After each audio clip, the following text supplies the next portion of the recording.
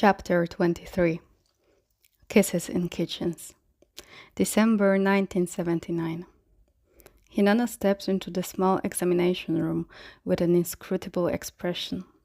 She takes one look at Regulus, who refuses to sit, then at James, who hovers behind him in case the newly discovered strength in Regulus's legs gives out.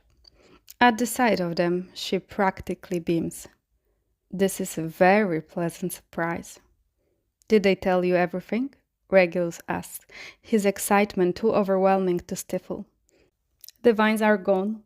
They are starting me on strengthening treatments and potions to repair any damage done to my organs and... He takes a deep breath, grinning. I should be back to normal in a month or so. Then I can start building my muscles again. Hinano leans against the counter and flips through the clipboard in her hands. You're making a full recovery. She glances at James again, quite suddenly as well. About that, Regulus shifts the cane clutched tight in his left hand over to his right. If he alternates his weight, he can stand for longer before he tires. I have a few questions about the nature of the curse. I anticipated as much. Hinano cocks her head and regards James with a quizzical expression. Mr. Black, how much does James know about the curse now that you are recovering? In answer, Regulus shakes his head. Nothing more than first day. He still hasn't wanted to tell James the curse is born of unrequited love. He needs to have this meeting first, to ask the proper questions and make sure he gets all the answers. He needs to know that if James ever stops saying, I love you, he won't sprout vines and chokes on flowers again. He needs to know that breaking up with James would bring the usual heartbreak and not a death sentence. Do you want me to step out? James asks softly, a gentle hand on Regulus's lower back. If you would prefer to discuss alone first, please? Regulus turns to look up into imploring hazel eyes. I would like to talk to Hinano alone. James nods his understanding.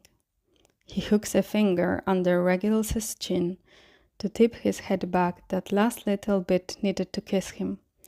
I'll be right out in the waiting room. But sit, love, please. Don't tire yourself out. He wants to protest, to say he's fine, but the knowing look in James's eyes prompts him to take a seat on the examination table, his cane across his lap. They have plans later to go to Diagon Alley and find Regulus a new broom. He wants to be able to walk the length of the cobblestone streets, no matter how long it takes or how much energy it requires. After the door closes behind James, Hinano gives him an amused smirk. I see now why your recovery has been such a miracle. Regulus blushes and ducks his head. It's a good thing, Mr. Black. I'm very happy for you for about 1,000 different reasons. Hinano takes a seat on a rolling stool and pulls out her wand. She settles just in front of him and nods to his leg. Do you mind? No, go ahead. Regulus watches her perform a wide variety of motor tests on his legs. She checks the strength of his quads, his knees, his calves. Can I ask you questions while you work? Of course. This curse, is it gone? Or I suppose the right word is broken. Yes. The lack of hesitation startles him. How do you know? Don't be angry with me, but I didn't even tell you all that your cousin and I found in the letters from your ancestors. The malediction was triggered the moment you, subconsciously or otherwise, realized you were in love with James. Regulus frowns, thinking back to the first flower he cuffed. I didn't know. Your heart did. That's what matters. Hinano lifts his pant leg to test his ankles next. Your cousin and I suspected James loves you as well, but the curse depends on you, not him. What you perceived and believed to be true. So, until he told you, you were doomed to die from it. Another leg, her actions as smooth and practiced as her words.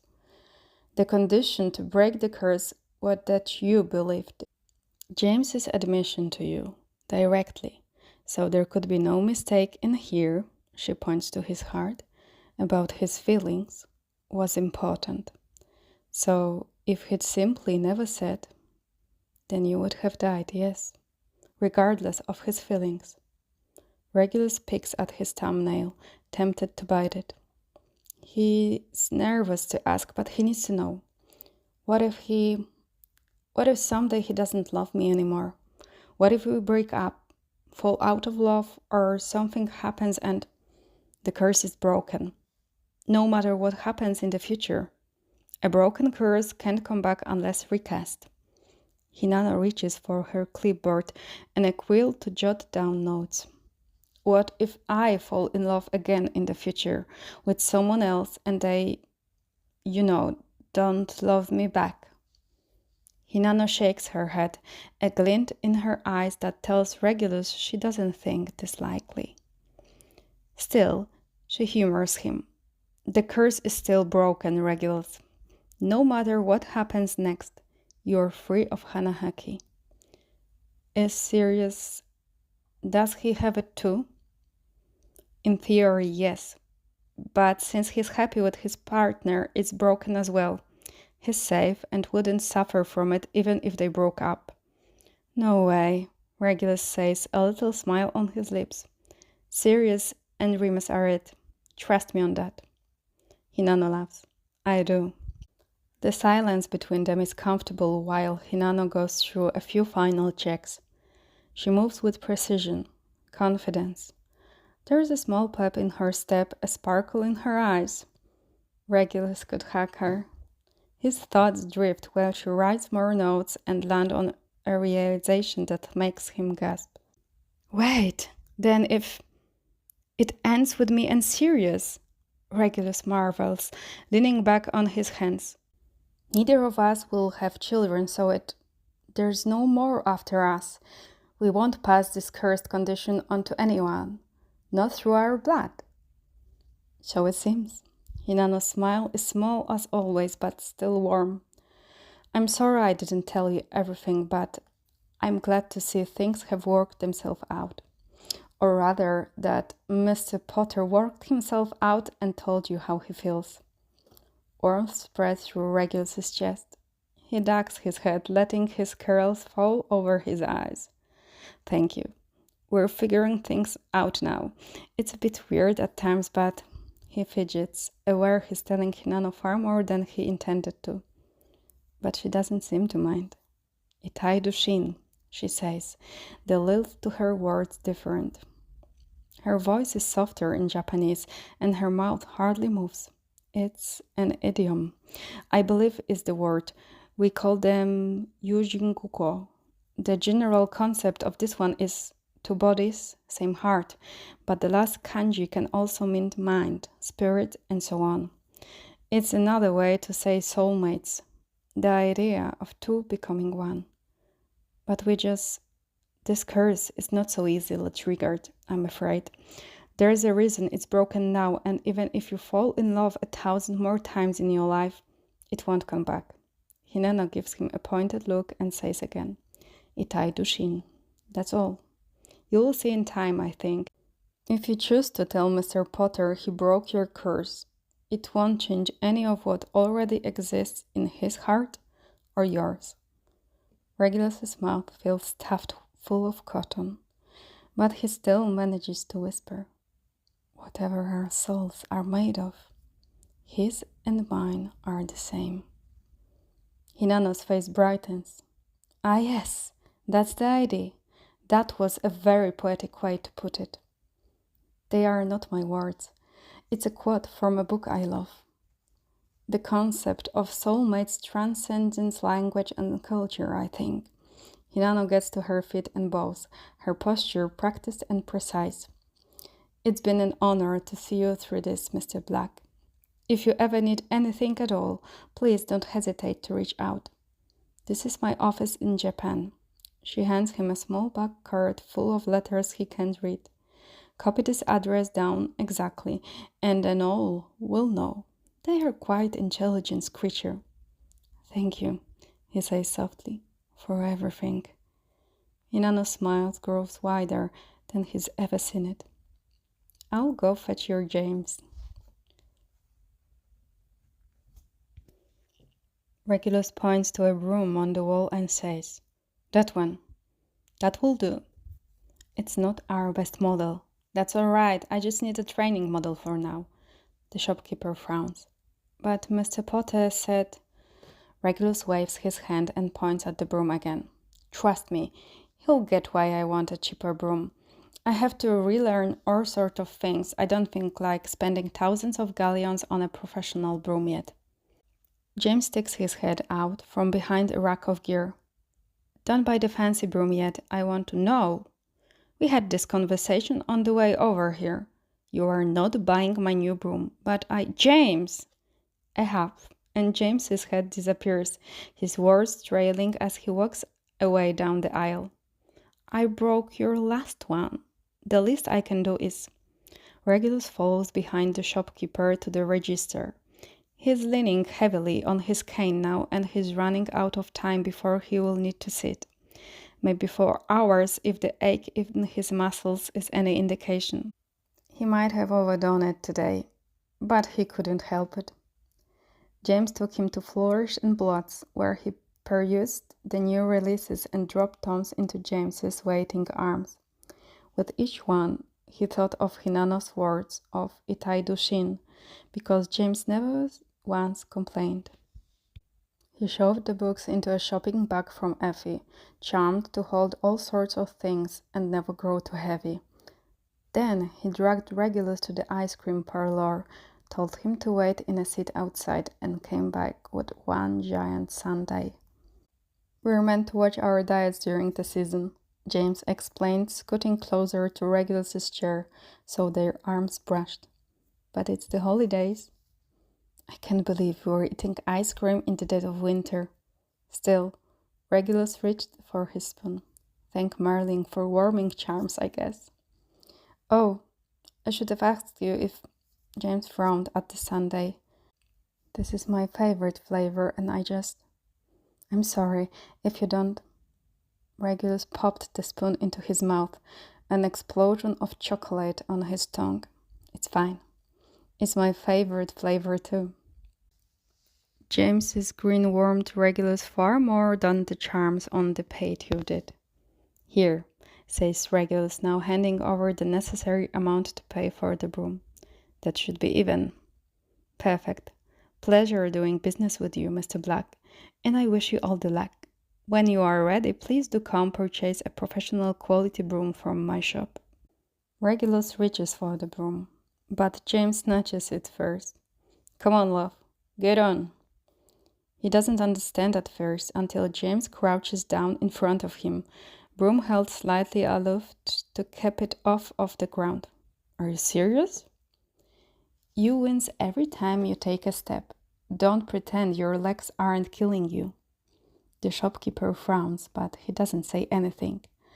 Apparently, he trusts James to fly him straight out of the shop without demolishing his stock in the process. Regulus's heart flutters in his chest. This is possibly the most ridiculous thing he has ever done in his life. But he's alive.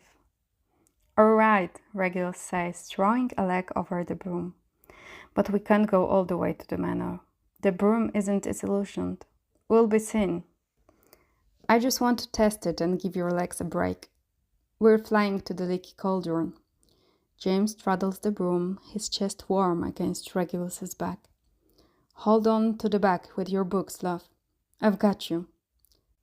James's arms comes around him, and together they lean forward so they are in the right position for flying. The books dig into Regulus's stomach, and the cane is at a bit of an awkward angle, poking him in the hip a bit. But Regulus wouldn't move for all the galleons in the world. He can feel every ripple and strain of James's muscles as he says goodbye to the shopkeeper and smoothly maneuvers them out the front door. Whilst it isn't forbidden, flying over Diagon Alley is uncommon. Enough that the crowd takes notice.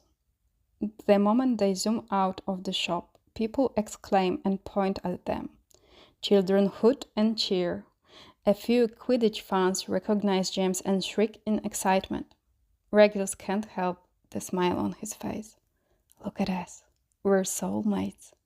Itai the Shin. If he could shout it from the top of his lungs, he would. But before he does something as drastic as all that, he has to tell James. You know, James says, lip moving close to Regulus's ear.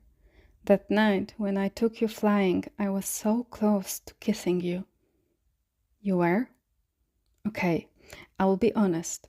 This time, James brushes his mouth against the shell of Regulus's ear on purpose.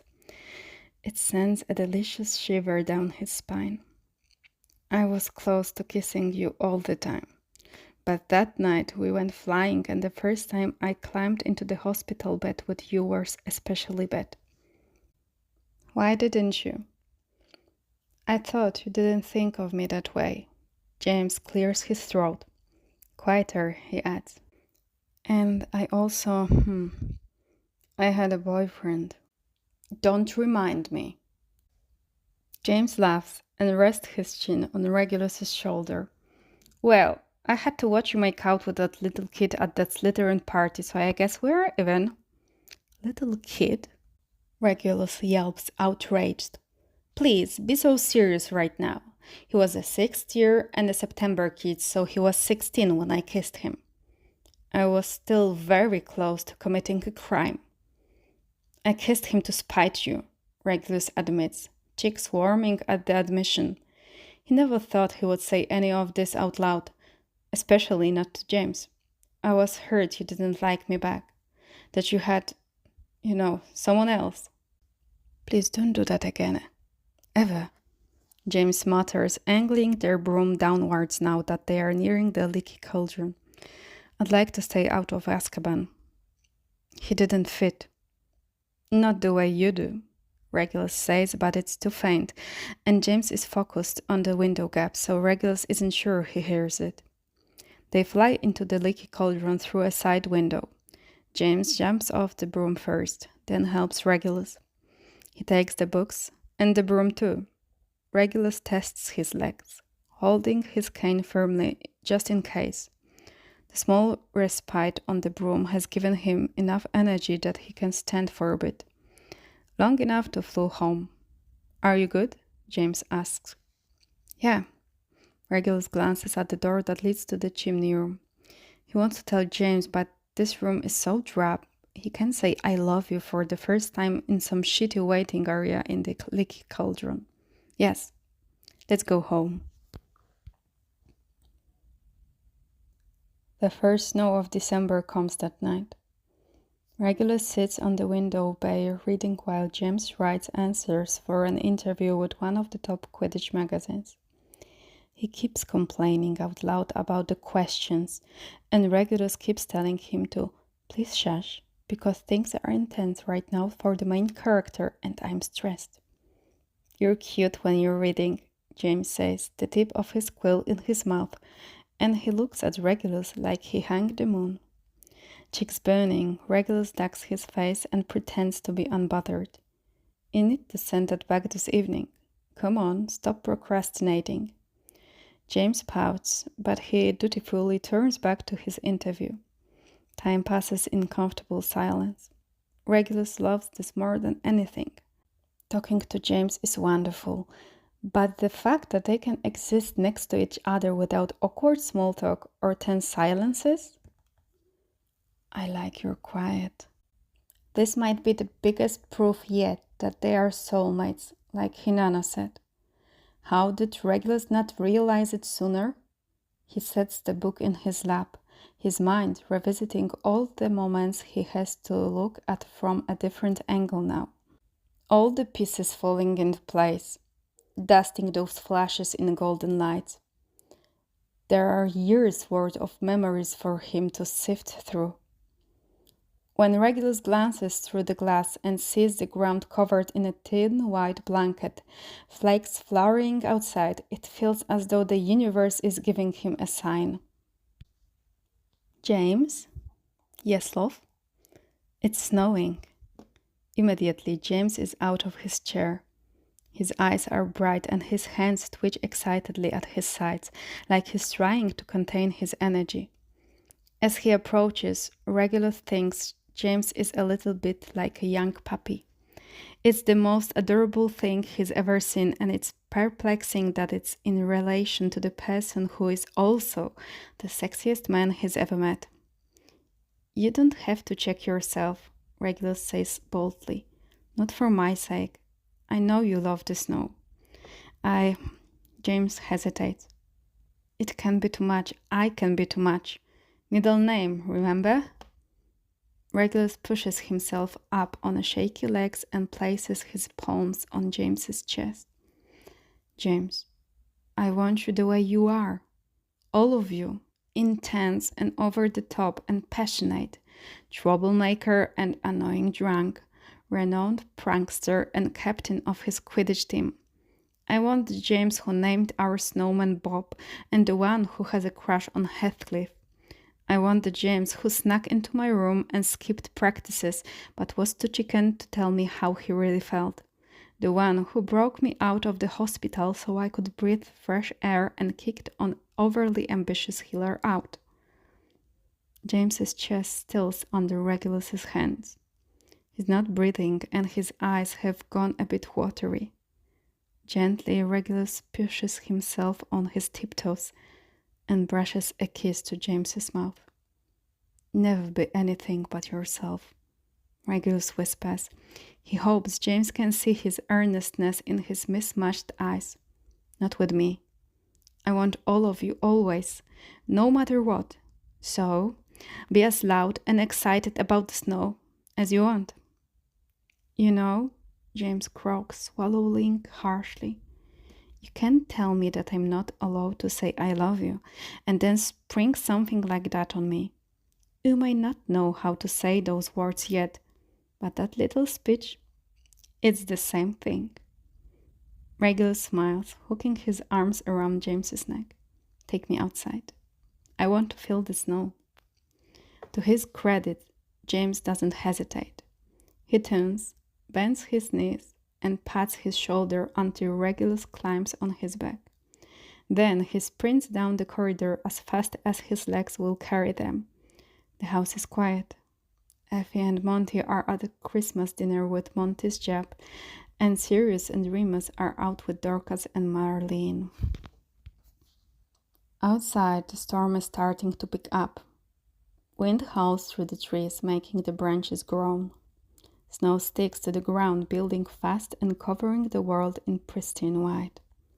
The air smells crisp, and cold air nips at their skin the moment they step away from the Manor's warmth. It's beautiful. And it's perfect. It's something Regulus never thought he would see again.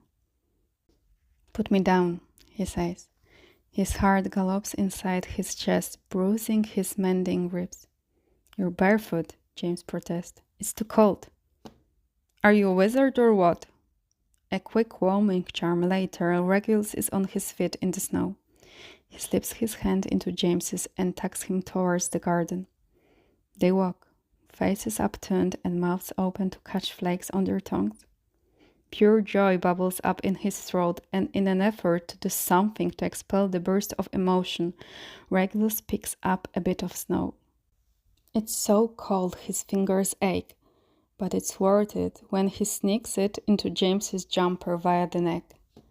He shrieks and shakes his body like a terrible dance move to get it out.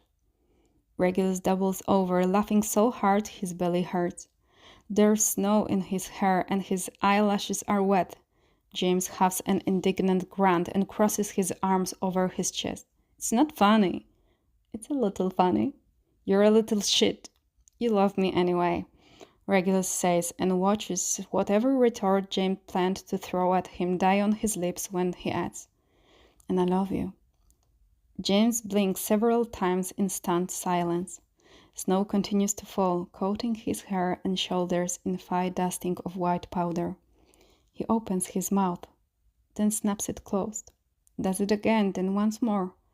It reminds Regulus of a fish, and he has to bite the inside of his cheeks to hold back his laugh.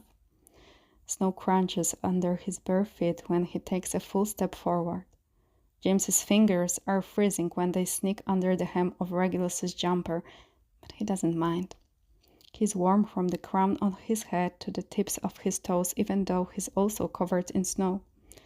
But he's finally told James how he feels. All of how he feels. The chilled press of finger against the lower back is oddly grounding. He feels light as feather now that the words are out, like he might blow away with the snow flurries. Say it again, James croaks, eyes fluttering shut when he presses their foreheads together, please. Should I? It's a terrible tease, but Regulus can't help it. If you don't hear it the first time, Reg, it's a whine, a little desperate. And it breaks something wide open in Regulus, so he relents. I love you. Oh, James says on a warm breath. It drifts over Regulus's lips, gone cold with the snow. Are you sure? Yes. Do I dare ask what's changed between yesterday and today? Regulus's fingers find their home in James's curls, the shape of his skull familiar now. Itai to shin, he replies. The words sound different on his tongue than they did on Hinano's, and he wishes James could hear her say them, even though he knows it makes absolutely no sense to James. What does it mean? Something like soulmates. James is smart enough. He doesn't need to press. He knows an entire conversation happened between Regulus and Hinano that he may never be privy to, at least not for some time. And since their visit to St. Mungo's and this moment in the snow, Regulus had let the last of his walls crumble. So rather than ask more questions, James merely repeats, soulmates. I think I like the sound of that. And kisses Regulus until they are ankle deep in settling snow.